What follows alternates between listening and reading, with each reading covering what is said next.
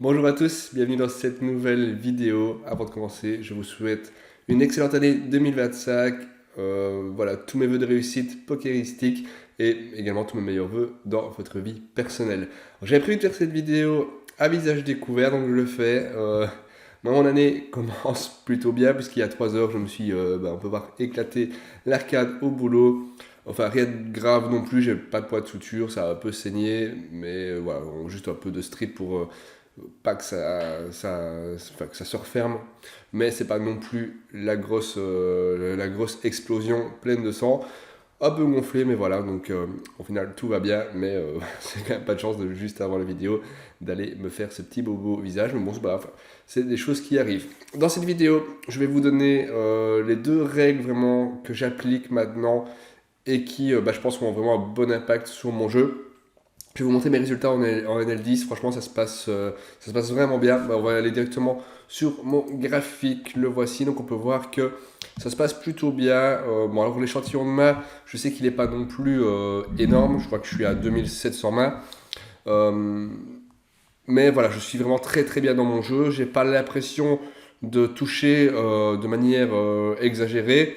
J'ai une petite phase ici, on va en parler juste après, qui est importante où j'étais perdant et ça fait partie des règles. Et voilà, ces deux règles-là me font vraiment avoir un meilleur jeu et vraiment c'est très très agréable.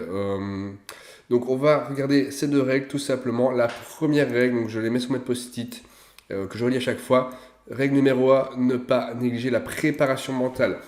Vraiment, avant d'aller sur la table, donc déjà, il faut s'échauffer un petit peu. Il faut vraiment voir le poker comme une sorte de sport, en fait, tout simplement. On s'échauffe avant d'aller sur un ring de boxe, on s'échauffe avant d'aller faire de courir. Et bien là, c'est pareil.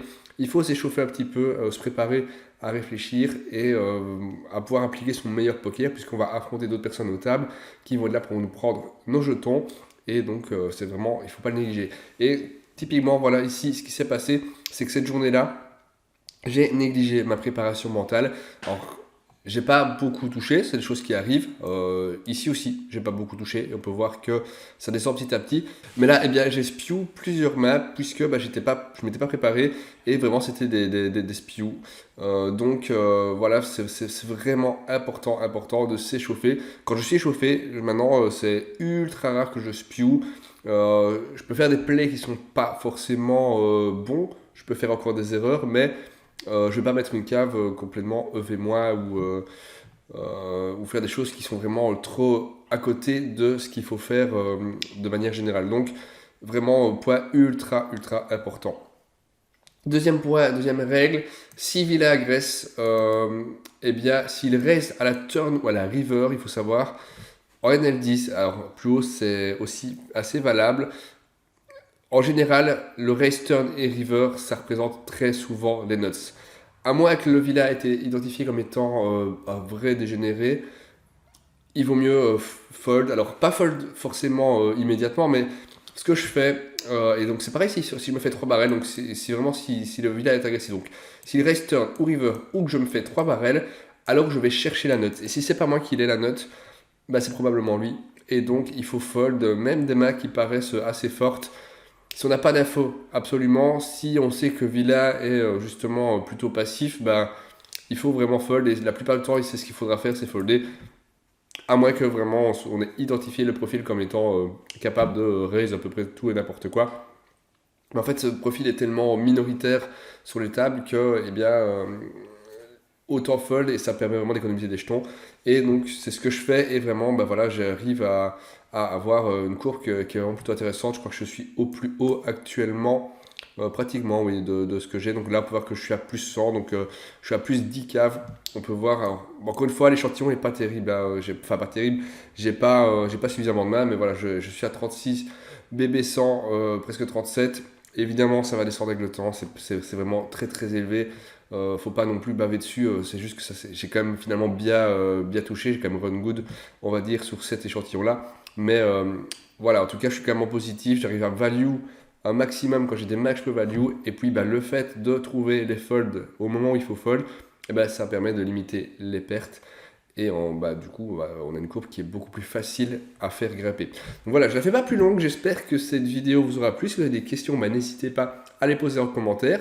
Dans une prochaine vidéo, on refera un peu de jeu. Je vais vraiment essayer de vous montrer comment maintenant je joue à NL10. J'ai vraiment réussi à pousser encore plus mon thinking process. Je taffe vraiment de plus en plus le joueur dehors des tables aussi parce que ça me plaît vraiment beaucoup.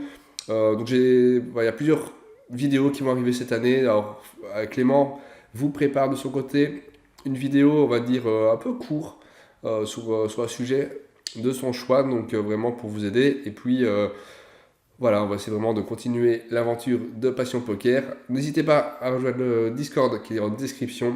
Franchement, le Discord, il y a tout le temps des reviews. Je pense que si je vais maintenant dessus, hop, une vidéo en plein hasard, voilà, il y a 2 joueurs qui sont en train actuellement de jouer et de discuter en vocal.